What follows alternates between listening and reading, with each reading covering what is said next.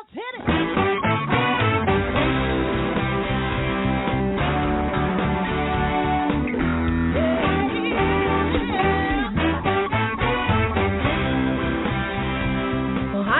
And welcome to Alzheimer Speaks Radio. I'm your host, Lori La Bey, and I'm so excited that you're joining us today.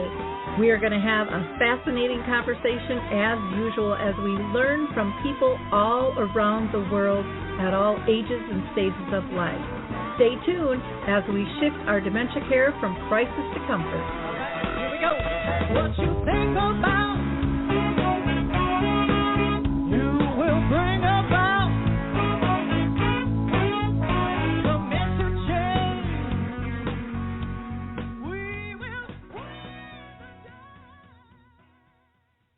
Well, hello, everyone, and welcome to Alzheimer Speaks Radio. I'm your host, Lori La Bey, and I'm glad you decided to join us today. We're going to have a wonderful conversation, and we're going to be talking about mild cognitive impairment today. But with all shows, I always like to do a couple of shout-outs before we get started. So first, I want to say thanks to the Mark Arneson Band that featured My Adore with our opening music. If you like that song, I just think it's really uplifting. You can go ahead and download that on any of your music platforms. For those of you that are new to our show, we're about sound information, not just sound bites. We like to have real conversations with real people. And so if you're interested in joining us today, we are live. And so that means you can call in to 323-870-4602. That is 323-870-4602. Now, on April 22nd at 2 o'clock Central Time, that would be 3 Eastern, I'm going to be doing a program that is free on the Internet, and the title is You Can't Know What You Don't Know, a simple way to explore a variety of dementia resources. We're going to be actually highlighting Dementia Map, and this is sponsored by Emerald Crest and Cassia Properties.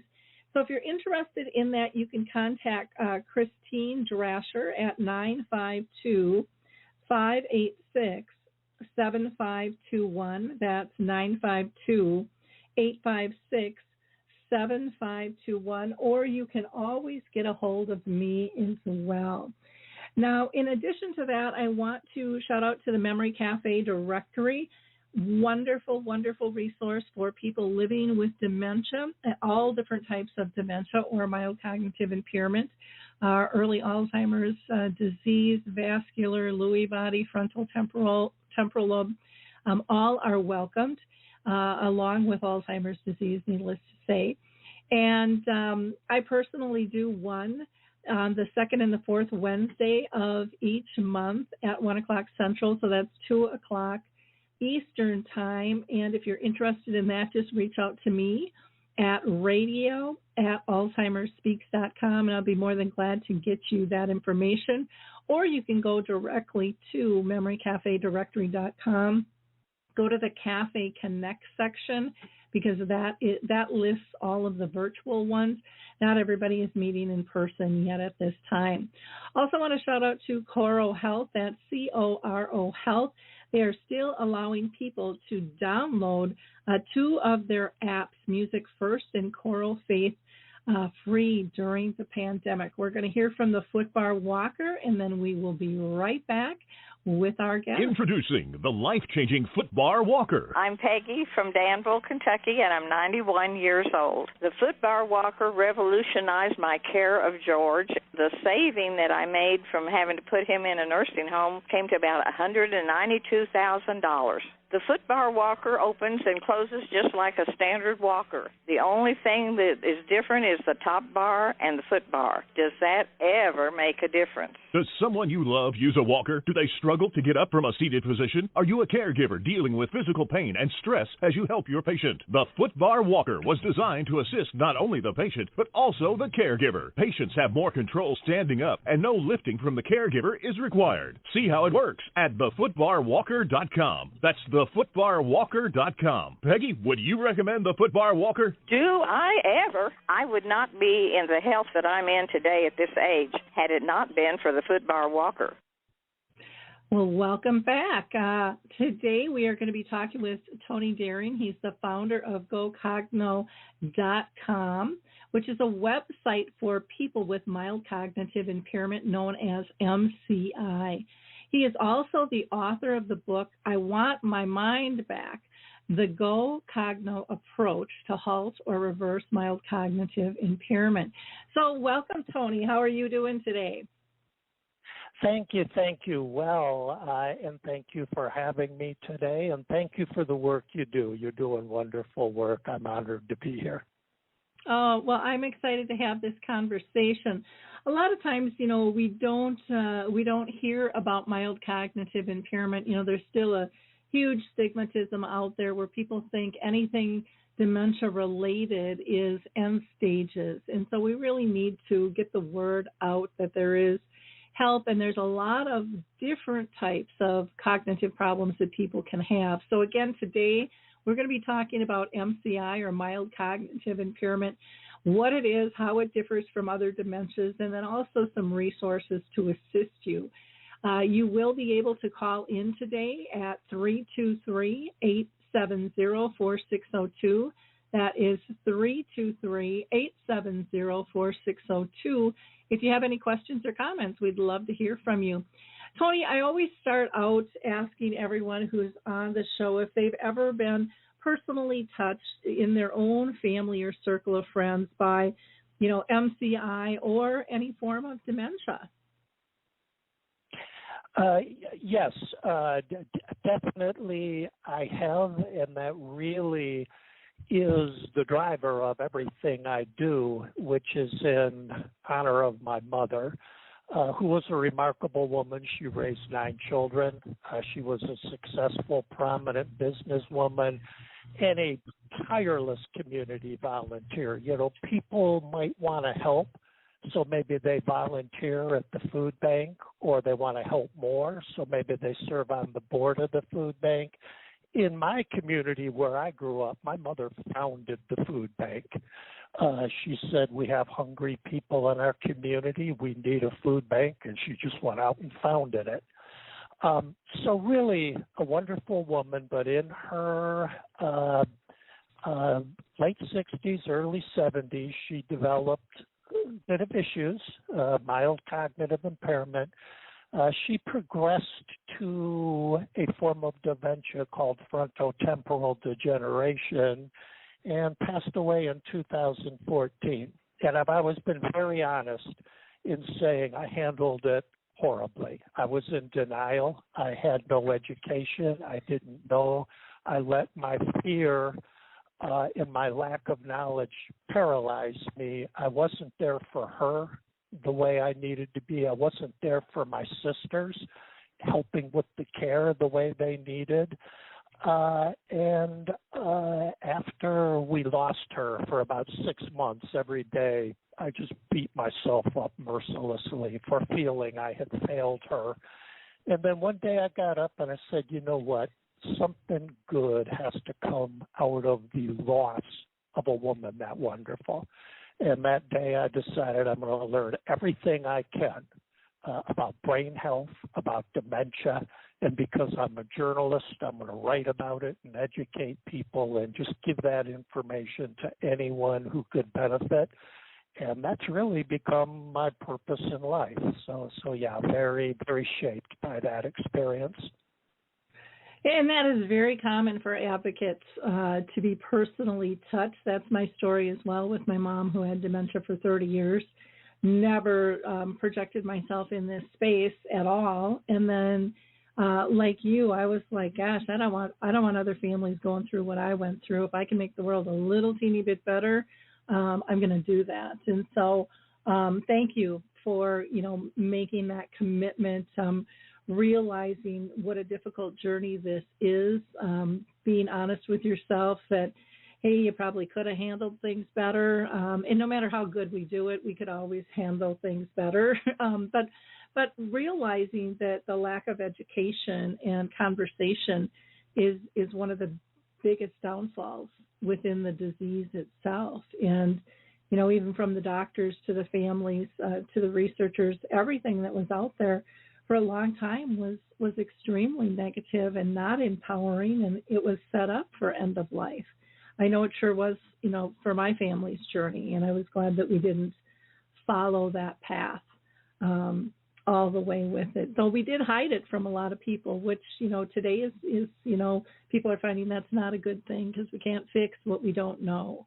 And what we don't establish, when we don't step up and establish the needs, it makes it really, really difficult. So, you got interested in writing about brain health, and you're a journalist by trade, which makes that, I would imagine, much easier than it is for many others who, have the passion, but maybe haven't had that experience in their life to turn into writing about brain health. Where did you find your resources, and how did you mold things to make them your own? Yeah, well, I was very fortunate. You have to figure out maybe what your assets are, how you can have the most impact, and because I work for a very large East Coast media company, I have the kind of office on our company website, nj.com, that I can call any expert and get an interview. And so when there's something I want to write about, I can really figure out whether that person's at Harvard or, at Weill Cornell or at Stanford, really get to that expert and really understand from them that expertise. Like you, I'm not a doctor, I'm not a medical professional, I can't diagnose anybody, I'm not a PhD neurologist. What I do is get the best information from the top experts and then translate it into layman's terms so that it's still accurate, but the average person can understand it. And I think that's where I help, because quite often that information isn't out there, or if it is, it's like written in ways that are jargony, and the average person reads it and doesn't understand it. So that's where I try to make a difference.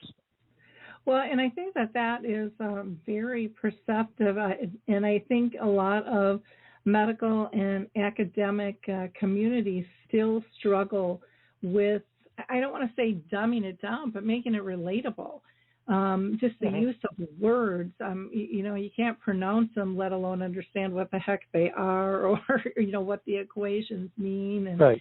You don't always understand, even in presentations, the slides. They're talking like we're colleagues, and we don't know all the acronyms, and so it is really important to break that down and speak the language of the everyday person out there if we're really going to truly get people to understand what this is all about and how they can help themselves and others. To me is really, really critical. Let's start by talking about what the heck is mild cognitive impairment, and how common is it really? Yeah, it is a largely unrecognized and hard to grasp thing. I mean, I would start out by saying that still, even now, many people who are diagnosed with MCI, when they are told they have mild cognitive impairment, they've never heard of it. And we still see situations where the doctors never heard of it, and just bringing it out so people can understand. The way I try to describe it to help people really understand is I tell them, think of it like a fever, right? So your body temperature, your normal body temperature is around 98. And if you take your temperature and it's 100 or 101, you have a fever. That's not normal. Something has gone wrong there. And mild cognitive impairment is that way. It's a measure of your memory or other thinking skills where you're tested and properly evaluated, and it's your memory has slipped. Your mind has fallen, and it's not in the normal range. So that's mild cognitive impairment.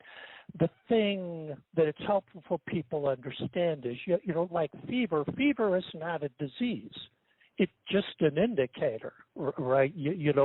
what the doctor and you need to do is figure out, why do you have a fever? What's causing your fever? How do we treat it? And MCI is the same thing. It is not it's not a disease. It's a measure of the amount of memory loss you have. But something's causing that. Something's gone wrong in your mind, and you and your doctor want to figure that out and see what you can do to address it. In terms of how common this is, it's disconcertingly common. It's estimated that somewhere between 15 and 20% of all people over the age of 65 have mild cognitive impairment. And when you consider in this country that demographically speaking, 10,000 people are going to turn 65 every day for the next 9 years, you understand we really have to get a handle on this MCI, because it's a lot of people now, and it's going to be a lot more people by the end of this decade. So unfortunately, very common. Here we go. My microphone was playing games with me. Nope, you were fine. And just techno glitch on my end. Didn't even maybe look some dead air time there. No, that's fine. Those things happen. I mean, in the world of dementia, that's a pretty minor thing to have to deal with, and that's one of the things that it teaches us there for sure.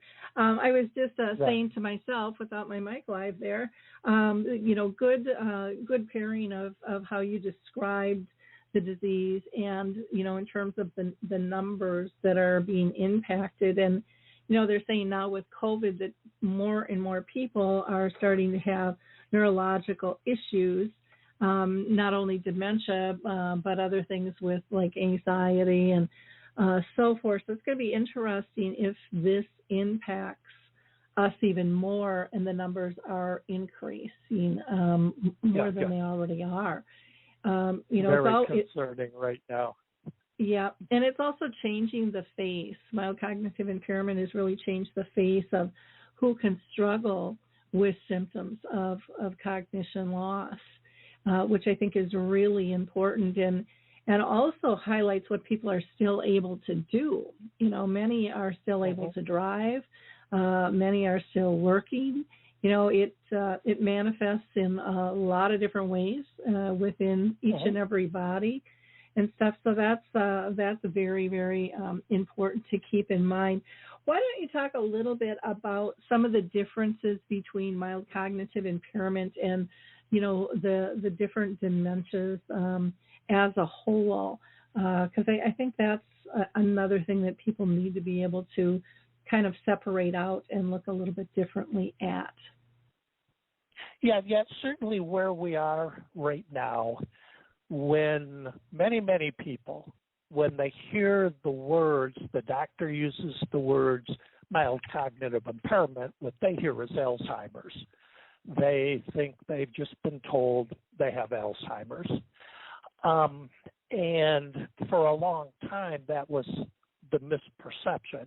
MCI was generally described as either a precursor to Alzheimer's or referred to as incipient dementia, with the idea being that if you've got MCI, you're going to progress to Alzheimer's. It's just a question of how soon. And for some people, that is true. We have also come to understand that there are many forms of MCI, many possible causes, and many other things other than Alzheimer's. Vitamin deficiency, anxiety, stress, depression, a thyroid condition, a bad reaction to medication, a sleep disorder, many things it could be. And we don't want people to jump to the conclusion immediately that it is Alzheimer's, although someone with MCI has a higher risk of his Alzheimer's. One thing it's helpful for people to know, if they can get their doctor to talk to them about this, is there's basically two kinds of MCI. There's what's called amnestic MCI, and amnestic, amnesia, memory, if your primary cognitive problem is memory, that's called amnestic MCI, and those are the people who are at the greatest risk of progressing to Alzheimer's. There's also non-amnestic MCI, which means your memory is okay. It's something else, some other cognitive function, language, vocabulary, executive function, speed of processing, these other things. But even though it may be an underlying dementia, it may not. One of the things I try to help people understand is the approach is very common. The first thing is the importance of changes in health habits. People have heard that: exercise, nutrition, sleep, stress management, blood pressure. Whether a person has MCI or Alzheimer's or an MCI that is or is not due to Alzheimer's, those are things you can really put your effort into. And then, beyond that, developing coping skills, memory and compensation techniques. And what we're really starting to understand, and people like you are doing a tremendous job of spreading the message, it is still possible to live well with this condition. And we want people to think that way and understand that possibility. That's true with MCI. It's true with dementia, this idea you can still live well. I totally agree, and that's been a huge shift to get people to understand how important it is to value all of life and really look at what is still available to us, and how do we adjust to life? That's what we've done all of our life, but we put it in a different perspective when there's a medical diagnosis, and we tend to look at the losses. And one of the things that I think has been very interesting to hear from people diagnosed with MCI is some of the gifts that they have found wrapped in the disease. Things like being forced to slow down and really appreciating a lot of the good, simple things that were overlooked prior to. And I think that is extremely powerful as well. Learning to communicate differently than what we used to, instead of just relying on words all the time, and so forth. So I think those are very very good differentiators that you talked about. What have you heard? Because I've heard this a ton, where people are diagnosed, let's say, with Alzheimer's disease, and then all of a sudden there's a change, and they're like, nope, you have mild cognitive impairment. What have you heard from people with dementia and or their families about a change in diagnosis that almost refers that their symptoms are less than what they once were? Yeah, I mean, I can certainly tell you, as someone who comes in contact with thousands of people with MCI, that it is very common for me to deal with people who, it wasn't that they had MCI and progressed to dementia. It was they were initially diagnosed with dementia, and when they weren't getting worse, or when, further testing brought more information, they were downgraded to MCI. That's the much more common thing, and obviously that's encouraging, because at the MCI stage, there's still, we have come to understand in the last 2 or 3 years, pretty good potential to slow it down, even halt it at that stage, and just stay there. I'm in a private Facebook group with people with MCI, and I think you'll share that information later. But one of the founders, a woman named Cheryl, her original diagnosis was Alzheimer's, and she had Alzheimer's in her family,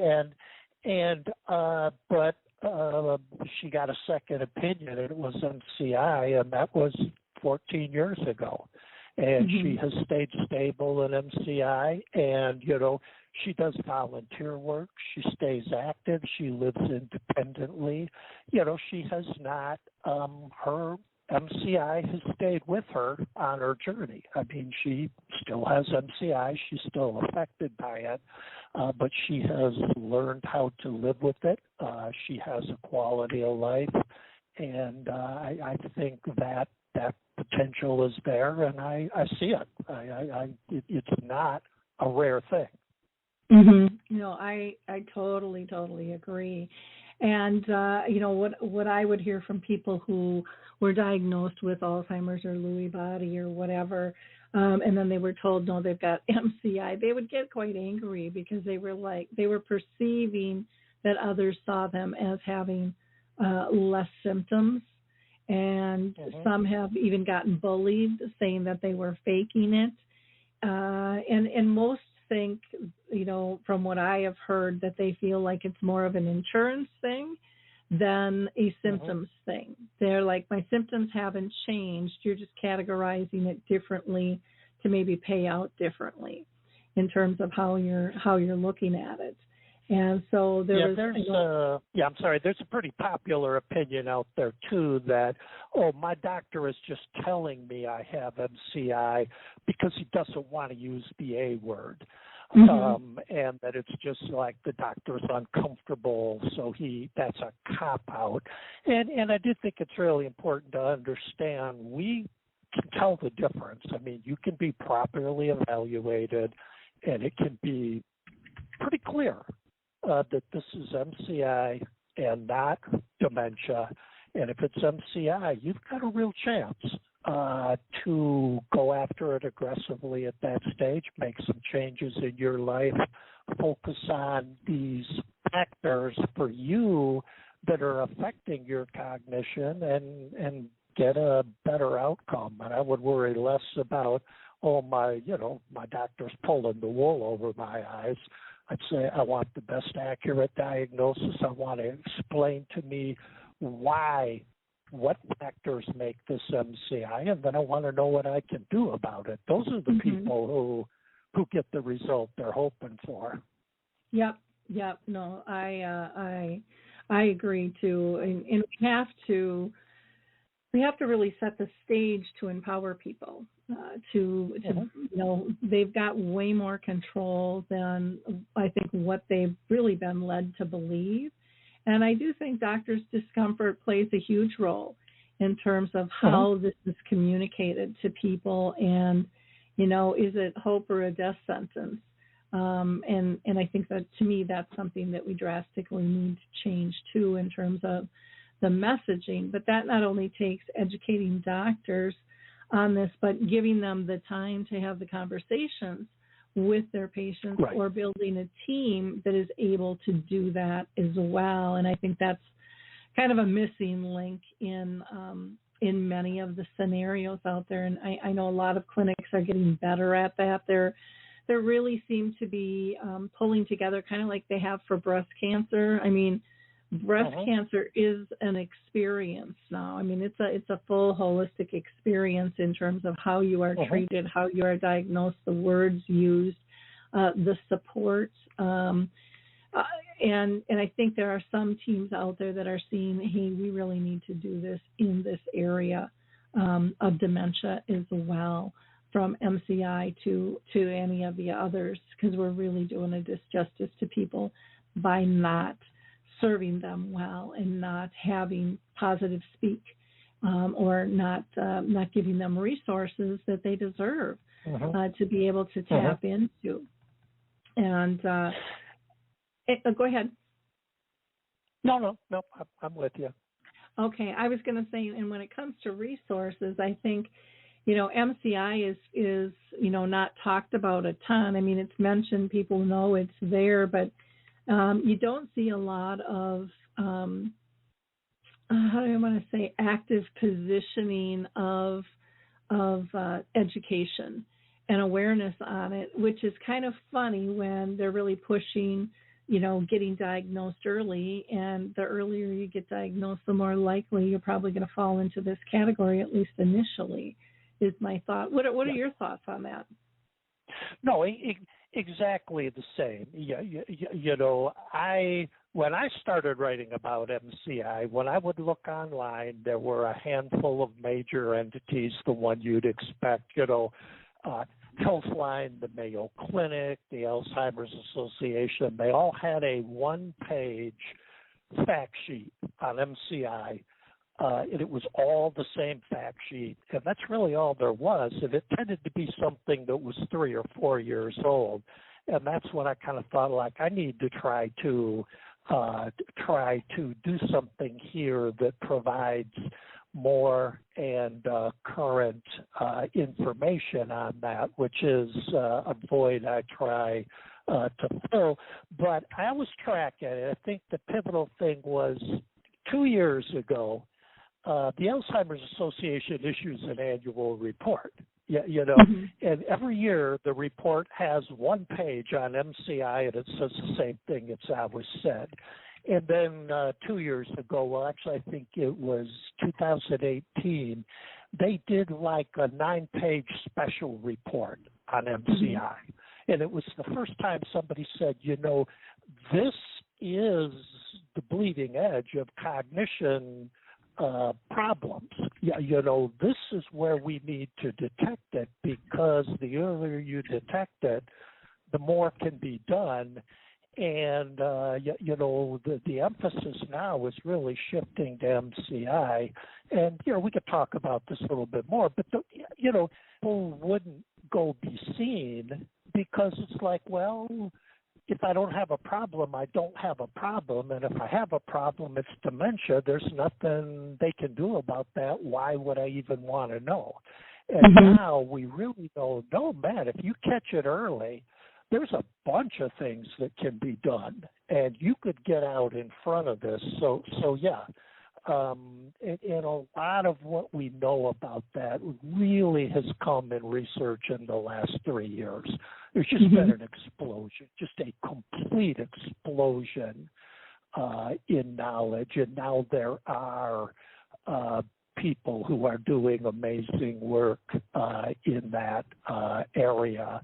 You know, Kemper Cognitive in Cleveland, and Dr. Isaacson at Weill Cornell, and Dean and Aisha Sherzai in Loma Linda, and just, you know, people who are showing that you can be treated, you can make changes, and you really can, at that stage, get a better result. And that's the key right now, is people getting that message. Yeah, I totally agree with you there. I do want to just tell people again, if you're listening to us live, you can call in if you have any questions or comments.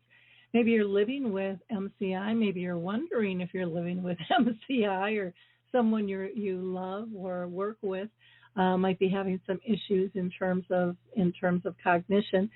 Feel free to call in. That number is 323-870-4602. That's 323-870-4602. As we continue our conversation here with Tony, what are some of the biggest issues that you see right now regarding mild cognitive impairment, and, you know, how it's being treated or not by the medical profession? Yeah. I see three things that are really concerning and I'm trying to help address. The first we've already talked a little bit about, just poorly diagnosed, poorly explained. You know, the physician doesn't have enough training in that area and is not certain of the diagnosis, or just doesn't explain it. I've had many cases where I encounter people with MCI, when they got their diagnosis, the doctor never actually said that, and then sent them home with some papers, and they read the papers when they're home and they see mild cognitive impairment. It's like it wasn't even mentioned. What is that? And, you know, they're scrambling around online. I hope they find me. You know, I hope I can, you know, I hope that I can help them. I think the bigger concern is there's still a lot of doctors who haven't been educated in the recent developments And the most common message is, it goes along these lines: not much we can do about it. We just have to wait and see. Come back and see me in a year. Mm-hmm. That's always been a disservice, but it's never been more wrong. I mean, there's a lot that can be done about it. There's a lot you can do for yourself, and you want to do that now, right away. You don't want to wait, and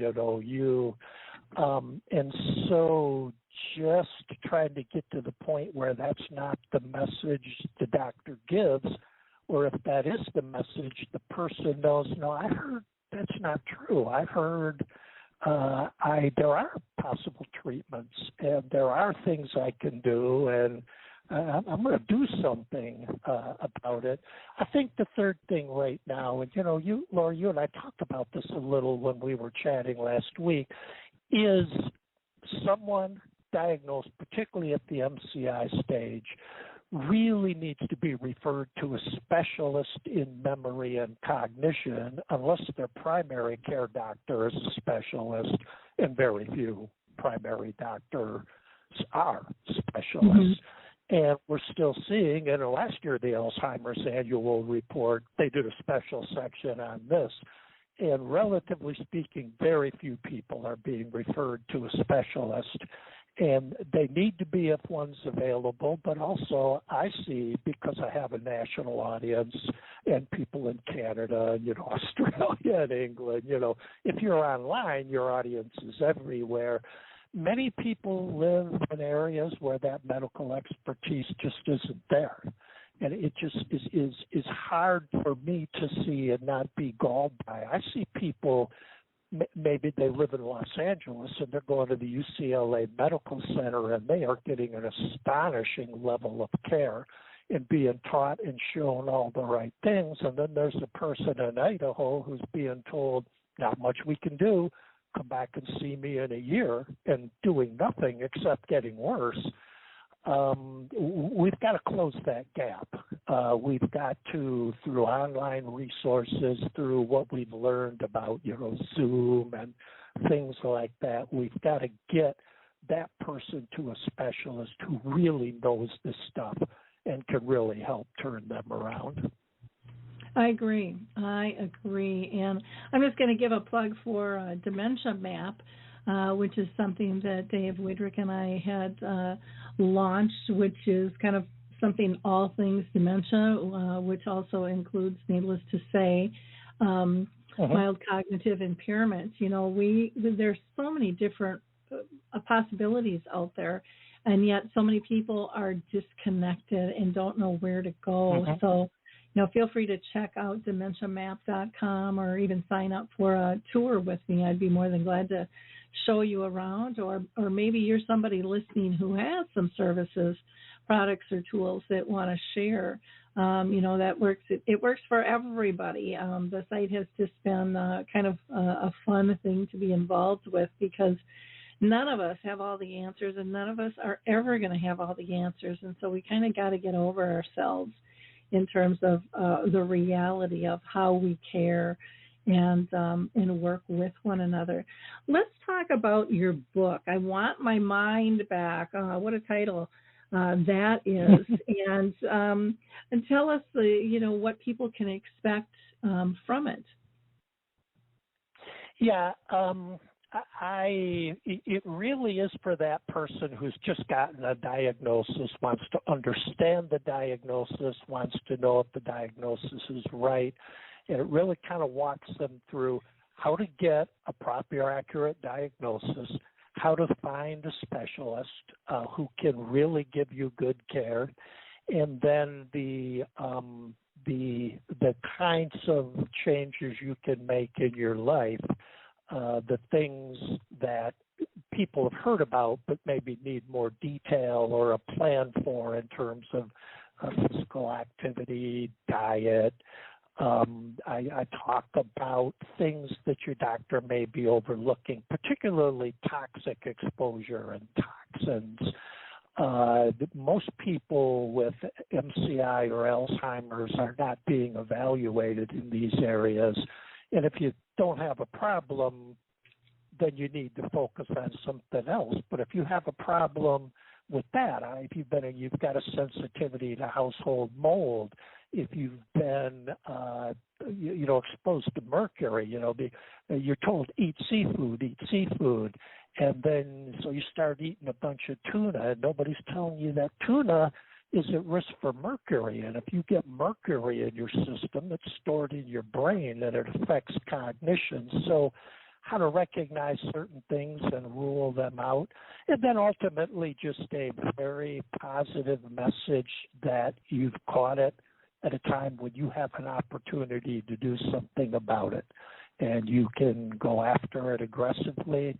MCI really wants to be the boogeyman under the bed. It wants to be this vague, ominous, threatening, blah, ha, ha, ha thing that you know very little about, that you feel like you are in the clutches of. And it's a medical indicator that has underlying causes that can be identified and treated. And, the reality is you're probably going to have to make some changes in your life. You're going to have to make changes. They're going to benefit you in the long run.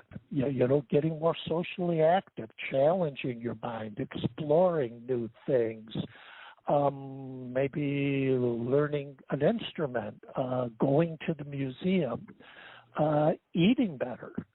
Maybe that Big Mac you're having for dinner every night, maybe you have that once every 2 weeks.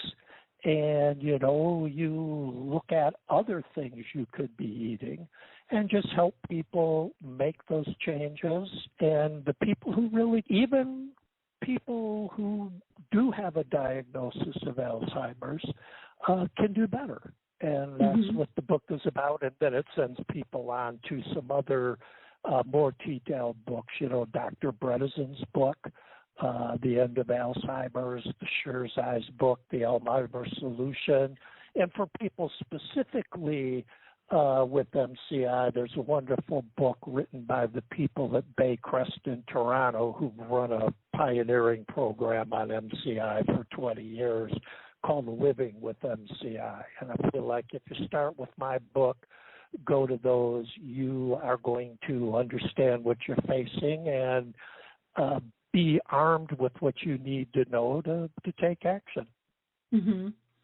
Well, and you named off so many different things. The one that has been dealing now with this for 20 years, that's a shock to me in terms of knowing that. That's very, very powerful to know. And so thank you for sharing that with us. Because so many people haven't talked about this stuff for so long. And it really does make a huge, huge difference in how you live your life. When you tap into the resources that are there, it's just a lot less scary. Huge difference. I went to Baycrest in Toronto several years ago. Met the people who wrote the book, sat in on their program, talked to people they're serving. And there was one gentleman in particular who had been trying to get into the program for a while. He finally got in, and he said to me, I had no hope. Now I have hope and a path. And I actually used that quote in my own mission statement. That's what this is about. I mean, people get that diagnosis and they feel hopeless. They feel traumatized. And if they can become educated, they can be given hope and a path. And if you have that path, I mean, that's why, that Go Cogno approach, it's a pathway. And all I'm trying to do is put people on that path, as this gentleman found that he was on a path and now he could move forward. Mm-hmm. Yeah, and it's so much nicer when you don't feel alone, when you know that someone's been down that path prior and has ideas. And I think it also allows people to be more creative in their own life and maybe try different things, going, hey, that's how all of this has started, was someone was willing to try something different. And I mean, what a huge impact that has, that creativity and that ability to be persistent and risk the chance of failure to improve things. People with MCI are stunningly resourceful and stunningly insightful. You know, they lose confidence in their thinking skills because, you know, you get in a situation, you can't remember a word, you're embarrassed, the other person embarrassed, and it makes you feel, and I hate this word, but I even hear people with MCI use it, makes you feel stupid, you know, and people with MCI are not stupid. They come up with ideas and suggestions and things that I marvel at. You know, one thing, and you know, your audience maybe which is more in the Alzheimer's focus, but people with MCI, people with Alzheimer's, one issue is balance, and you know that. You know, I mean, falling is a much more common thing, and there's a lot of reasons for that. And I wrote about it once, and I heard from this gentleman who contacted me, and I am doing a video with him. It was a lot of fun because he got a trampoline, an outdoor trampoline, and he goes out and he jumps up and down on his trampoline for 10, 15 minutes every day. And it strengthens its core, his balance, and he found that he's having much less balance problems. You know, is that solution for everybody? Am I recommending that every one of your listeners go gets a trampoline? You know, I'm not. You know, and the science isn't there. But the thing is, he's resourceful. He tried something. It worked for him. And, you know, that is something people with MCI do. I see them all the time. They try something, and it works for them. And, you know, there's no substitute for getting a result. No, very, very true. Very, very true. I want to ask you also, you know, we talked about your book, and people can get that on Amazon. They can go to your website to get more information on that as well. But I want to talk about your Facebook group as well, Tony, because I think that social connection, even though a lot of people out there still poo-poo that communicating through Facebook isn't real, I think it has just a massive impact on people. What are your thoughts on that? Yeah, I think it's really important. You know, what I have seen just in the United States, there are probably 7, 8, 9 million people with MCI, and every one of them thinks they're the only one who has it. You know, people talk about Alzheimer's, and almost everybody says, oh, you know, my aunt had Alzheimer's, my grandmother, you know, like my husband's sister, you know. But when you say MCI, I mean, people don't know anybody who had it. And yet millions of people have it. And this Facebook group, we have about 1,300 members right now. When I joined it, we had 77. And it definitely is growing. But yeah, you know, it's like I had an only child, and most of, like, his friends were only children. And, you know, the parents would get together and they say, I'm seeing this with my son. Is that normal? Does your son? And that's what that group does, among other things, is someone can come and say, I'm having trouble swallowing. Is that an MCI thing? And the answer is yes, it is. And just to be told that, you know, to know that is helpful. And then the support and the insight, you know, if someone's having a bad day, they can just show up and say, I'm having a bad day, and just get virtual hugs and encouragement. And, you know, people in the group love to post the inspirational placards, you know, and, you know, they lift each other's spirits. They answer each other's questions. And, yeah, I think that's essential. You know, people with MCI, and you touched on the struggle with this, like, I don't want anyone to know. I don't want, this is someplace it's completely private. You know, it's just only in the group. No one else can see it. You know, it's someplace where they feel like it's okay for this person to know because they have it too, and they know what I'm dealing with. And I think it's very important. You know, I know you're a member of our group. We really appreciate that. That's how I got to get to know you, and the resources you provide are tremendous. But yeah, that group, you know, someone can come and just ask to join. You answer a few questions, and we welcome you in with open arms and give you resources and support and encouragement. And I think people really need that. Oh, I definitely agree. Definitely agree with you there.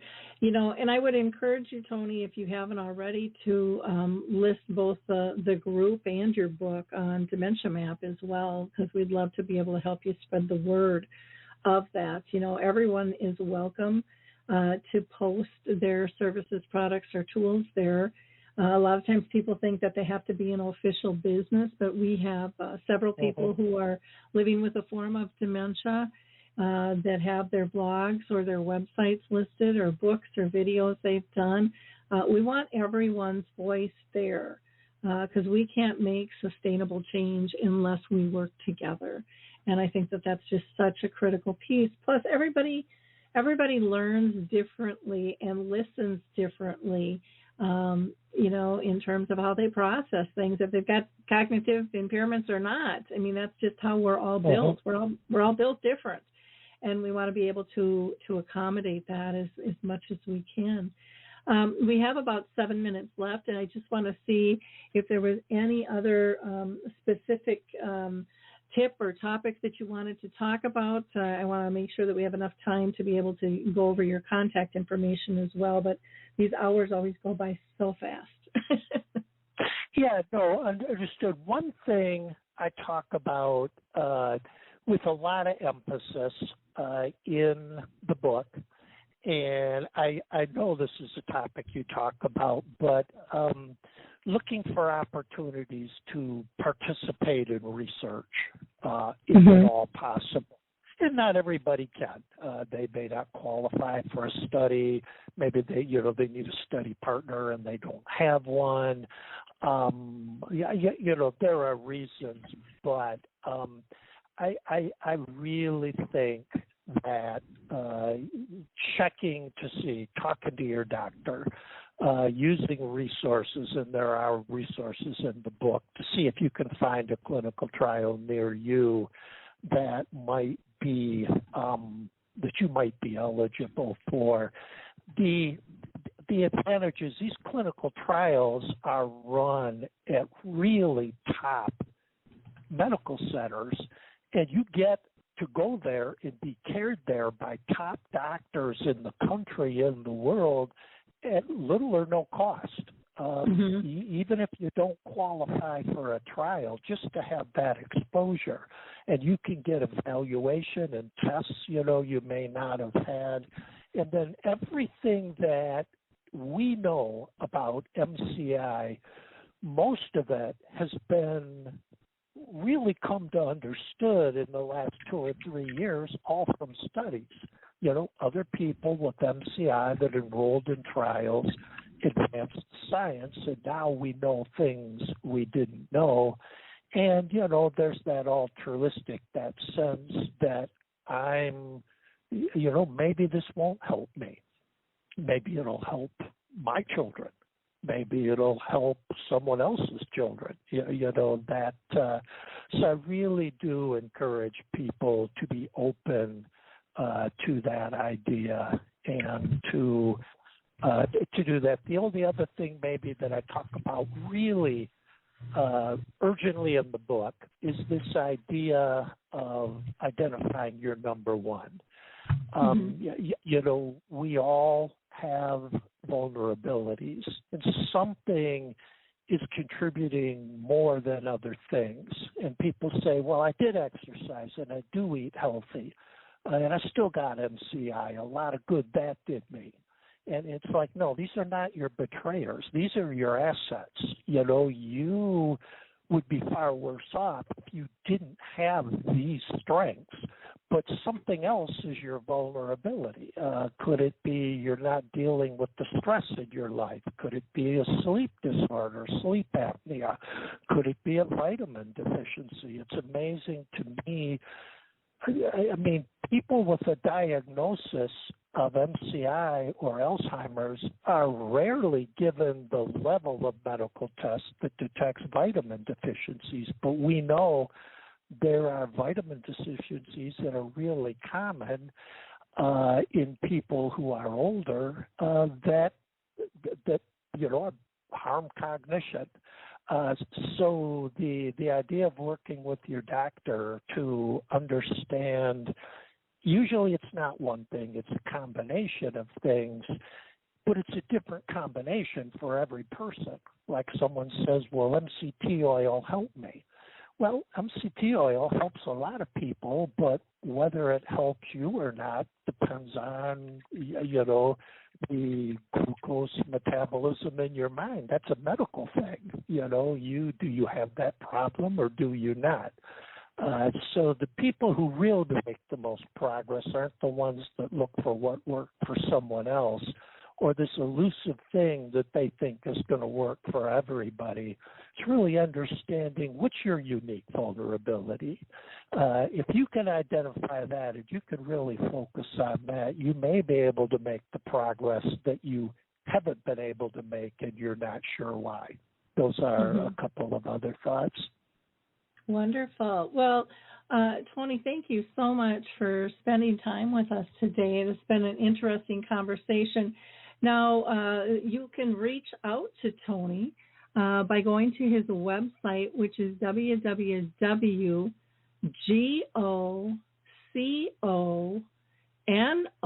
I'm sorry, I did that wrong. COGO. Here I go. Now I got to pull it up in front of my face. I'm getting myself all wound up because I screwed up. Okay, here we go again. COG. And why do I keep saying GO? CO. No, Tony, you say your website because I am just being goofy here. Just think of the two words, go cogno. It just rhymes. www.GOCOGNO. Go Thank cogno, you. all one word, .com. That's it. Thank you. And they can get your book, get information on your book there, or they can always go to Amazon as well. You also have a YouTube channel, and you've got the private Facebook page for MCI as well. We've got all of those things listed there for you to be able to check out, as well as email. Just go to the home page here in the description. You can click on any of those. And again, the website is www. I'm going to try it one more time. GOCOGNO.com. And again, Tony, thank you nailed it. so much. Only took me 12 times, Oh my goodness. Oh, you got to go with the flow. Yep.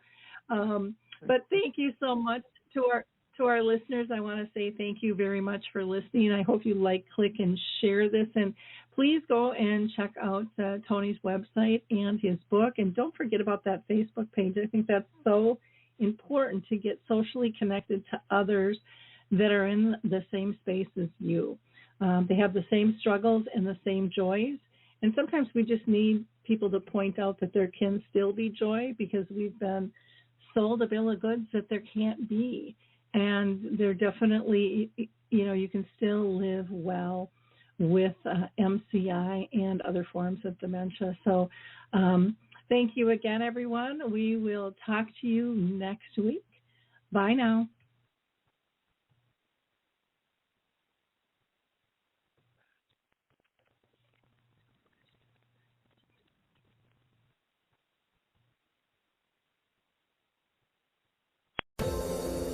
Hi, everyone. This is Meredith from the Senior Fitness with Meredith podcast, where I discuss all things for seniors. From fitness, your health and wellness journeys, how to be all over strong and beyond. I also have my mini podcast called Motivation with Meredith. It's a great, quick motivational pick-me-up for your days. Join me, listen now, search for Senior Fitness with Meredith on your favorite podcast platform.